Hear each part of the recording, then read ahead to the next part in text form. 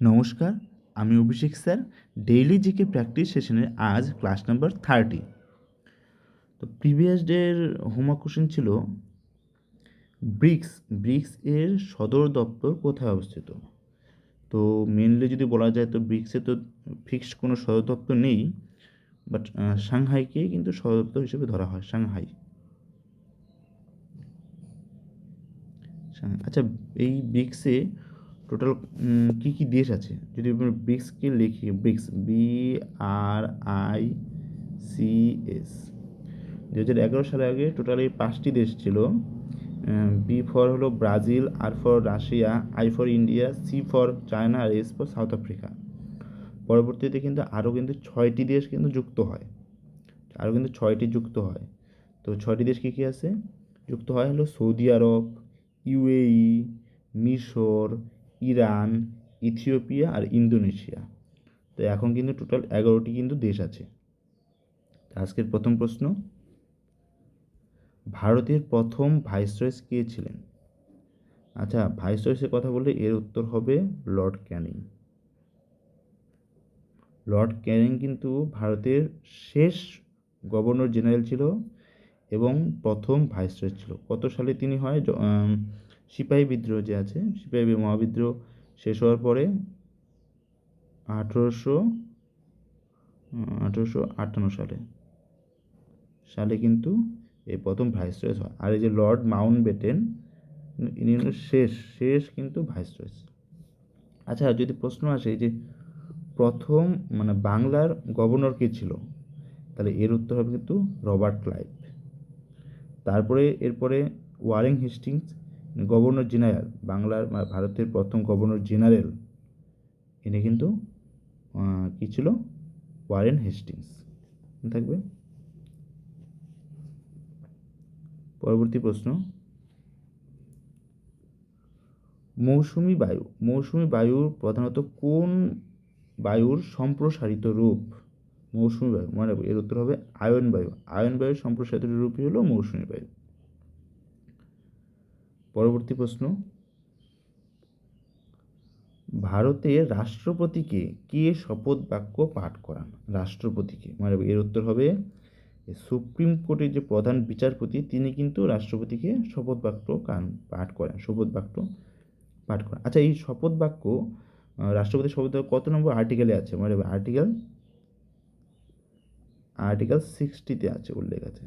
60-তে কিন্তু এর উল্লেখ আছে। আর এই রাষ্ট্রপতিকে আনা, এটাও কিন্তু ইউএসএ থেকে আনা হয়েছে। ইউএসএ পার্লামেন্ট থেকে কিন্তু আনা হয়েছে, ইউএসএ।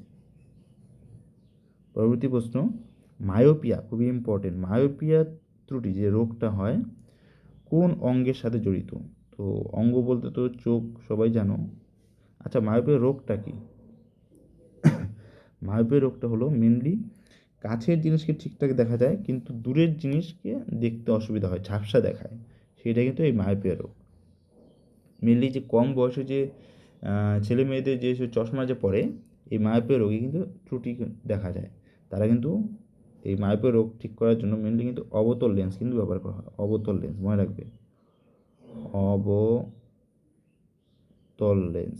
আর মায়োপিয়া রোগের যে পাওয়ারটা হয়, চোখের পাওয়ার কিন্তু নেগেটিভ হয়, লেন্সের পাওয়ার কিন্তু নেগেটিভ থাকে, মনে করো -0.25 এরকম যে থাকে। তো এটা মায়োপিয়া রোগের ক্ষেত্রে হয়। পরবর্তী প্রশ্ন, এই গোলামগিরি গ্রন্থের রচনাকে, গোলামগিরি খুবই ইম্পর্টেন্ট কিন্তু, জ্যোতিরাও ফুলে কিন্তু এই গোলামগিরি গ্রন্থের রচয়িতা। পরবর্তী প্রশ্ন, পশ্চিমবঙ্গে রূপকার কাকে বলা হয়? পশ্চিমবঙ্গের রূপকার, উত্তর হলো এই ডক্টর বিধানচন্দ্র রায়কে বলা হয়। ডক্টর বিধানচন্দ্র রায়কে কিন্তু পশ্চিমবঙ্গে রূপকার বলা হয়। আচ্ছা, এই বিধানচন্দ্র রায় কিন্তু পশ্চিমবঙ্গে কিন্তু সেকেন্ড কিন্তু চিফ মিনিস্টার মানে মুখ্যমন্ত্রী ছিলেন কিন্তু, মানে বাংলার পশ্চিমবঙ্গের। আর তার যে জন্মজয়ন্তী 1 জুলাই, সেই দিন কিন্তু ন্যাশনাল ডক্টরস ডে পালন করা হয়। তিনি কিন্তু আমাদের পশ্চিমবঙ্গে যে বিভিন্ন মানে উন্নতিতে তার কিন্তু অবদান অপরিসীম। এই দীঘা বলো, এছাড়া যে দুর্গাপুর আসানসোল, এগুলো কিন্তু তিনি কিন্তু মানে রূপকার করেন, তিনি কিন্তু তার সময় কিন্তু পশ্চিমবঙ্গের উন্নত হয় অনেক। পরবর্তী প্রশ্ন, ভারতের নোটবন্দি এই যে ডিমনিটাইজেশন যে বলে সেটা কবে হয়? মনে রাখবে, এই নোটবন্দি কিন্তু হয়ে থাকে এই 8ই নভেম্বর 2016 সালে। আচ্ছা, টোটাল কতবার ভারতে কতবার কিন্তু এই ডিমনিটাইজেশন, এটা কিন্তু 3 নাম্বার। এই নরেন্দ্র মোদীর সময় এটা কিন্তু তৃতীয়তম ডিমনিটাইজেশন হয়েছিল। তখন কি হয়েছিল, রাতারাতি 500 টাকা অনেক ভোগান্তি হয় এবং 1000 টাকা কিন্তু বন্ধ হয়ে যায়, পুরনো 500 টাকা 1000 টাকা বন্ধ হয়ে যায়। আচ্ছা, প্রথমবার হয়েছিল কবে? মনে রাখবে, প্রথমবার কিন্তু 1948 সালে হয়েছিল। 1948 সালে হয়েছিল। তখন কিন্তু এই যে বিদেশি যে 1000 টাকা আর যে 10,000 টাকার নোট ছিল সেটা বন্ধ হয়। এরপর মোরারজি দেশাইয়ের সময় 1978 সালে কিন্তু হয়েছিল আরেকবার, তখনও কিন্তু 1000, 5000 এবং 10,000 টাকার নোট কিন্তু মোরারজি দেশাই বন্ধ করে। আর লাস্ট 2016 সালে এটা হলো 500 এবং 1000 টাকা বন্ধ করে। পরবর্তী প্রশ্ন, লিপস্টিক, এই লিপস্টিক তৈরির জন্য নিচের কোনটি ব্যবহার করা হয়? মনে রাখবে, খুবই ইম্পর্টেন্ট, সীসা বিষাক্ত কিন্তু, ঠিক আছে। এই সীসা কিন্তু এই লিপস্টিক তৈরিতে ব্যবহার করা হয়, এই জন্য লিপস্টিক কিন্তু মানে অনেকে খেয়ে নেয়, কিন্তু এটা ঠিক না কিন্তু।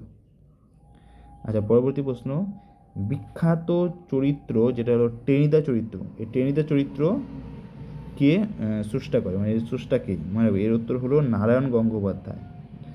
নারায়ণ গঙ্গোপাধ্যায় কিন্তু এই টেনিদা চরিত্রটি কিন্তু উদ্ভাবন করেন। এছাড়া খুবই ইম্পর্টেন্ট, প্রেমেন্দ্র মিত্র। এছাড়া এই যে প্রেমেন্দ্র মিত্র কিন্তু একটি বিখ্যাত স্রষ্টা, বিখ্যাত একটা চরিত্রের স্রষ্টা। সেটা কে ছিল? ঘনাদা চরিত্র, ঘনাদা।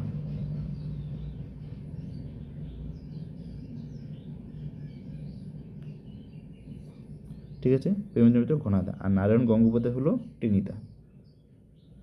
পরবর্তী প্রশ্ন, সিন্ধু সভ্যতার কোন স্থানটি লোহিত মৃত্তিকা, যেটা লোথাল নামে পরিচিত, এটি কোন নদীর তীরে, মানে লোথাল কোন নদীর তীরে অবস্থিত, মানে গঠিত হয়েছিল? মনে রাখবে, সেটা হলো এই যে ভগুয়া নদীর তীরে কিন্তু তৈরি হয়েছিল। আর এই রাবি নদীর তীরে, মনে রাখবে, এই হরপ্পা সভ্যতা কিন্তু রাবি নদীর তীরে গড়ে উঠেছিল। পরবর্তী প্রশ্ন, উস্তাদ বিসমিল্লা খান কোন বাদ্যযন্ত্রের সাথে যুক্ত? তো বিসমিল্লা খান তিনি কিন্তু সানাই বাদকের মধ্যে বিখ্যাত নাম হলো উস্তাদ বিসমিল্লা খান। এনাকে কিন্তু ভারতরত্ন পুরস্কারও দেওয়া হয় 2001 সালে। 2001 সালে কিন্তু এনাকে ভারতরত্ন পুরস্কার দেওয়া হয়।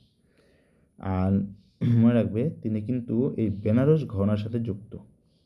আচ্ছা, এখানে সেতার বাদক অনেক আছে। সেতার বাদক যেমন পণ্ডিত রবিশঙ্কর, বিলায়েত খান, নিখিল ব্যানার্জি, ঠিক আছে, সেতার বাদক। বাঁশি বাদক পান্নালাল ঘোষ, তবলা বাদক জাকির হোসেন। পরবর্তী,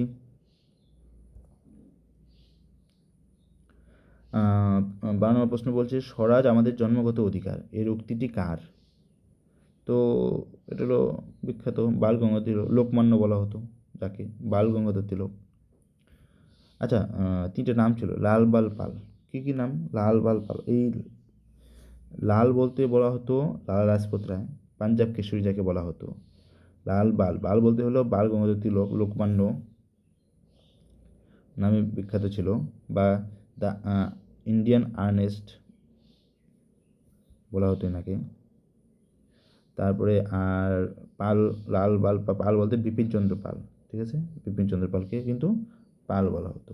আচ্ছা, বিপিনচন্দ্র পাল ভারতীয় মানে বিপ্লবী চিন্তাধারার কিন্তু জনক বলা হতো কিন্তু এই বিপিনচন্দ্র পালকে। পরবর্তী প্রশ্ন, ইন্ডিয়ান ন্যাশনাল আর্মি কে প্রতিষ্ঠা করেন? যে আইএনএ, এর উত্তর হবে কি? এই মোহন সিং। মনে রাখবে, সিঙ্গাপুরে, তিনি কিন্তু 1942 সালে এটি কিন্তু তৈরি করেন। মনসিন। পরবর্তী কিন্তু এটাই কিন্তু পরবর্তীতে আজাদ হিন্দ ফৌজ হিসেবে তৈরি হয়। আচ্ছা, পরবর্তী প্রশ্ন, এই নাগার্জুন সাগর বাঁধ কোন নদীর তীরে গঠিত হয়েছে? তো মনে রাখবে মেনলি এটা অন্ধ্রপ্রদেশ আর তেলেঙ্গানার যে যে সীমানাতে কিন্তু গড়ে উঠেছে কৃষ্ণ নদীর তীরে, কৃষ্ণ নদীর তীরে। লাস্ট প্রশ্ন, পশ্চিমবঙ্গের রেশম শিল্পের প্রধান কেন্দ্র কোনটি? রেশম শিল্প, তো রেশম শিল্প মেনলি মালদা আর মুর্শিদাবাদে দেখা যায় বেশি। তো এখানে মালদা আছে, তো মালদা উত্তর হবে। হ্যাঁ, মালদা কিন্তু সব প্রধান। আর পশ্চিমবঙ্গ কিন্তু এই রেশম শিল্পের জন্য পশ্চিমবঙ্গ কিন্তু ভারতের মধ্যে তৃতীয় স্থানে আছে। ঠিক আছে, তো আজকের হোমওয়ার্ক প্রশ্ন, কোন ধাতুটি সাধারণ তাপমাত্রায় তরল থাকে? খুব ইম্পর্টেন্ট, এটা তোমরা কমেন্ট করে জানাবে। আজকের ক্লাস এই পর্যন্ত রইল। Thank you.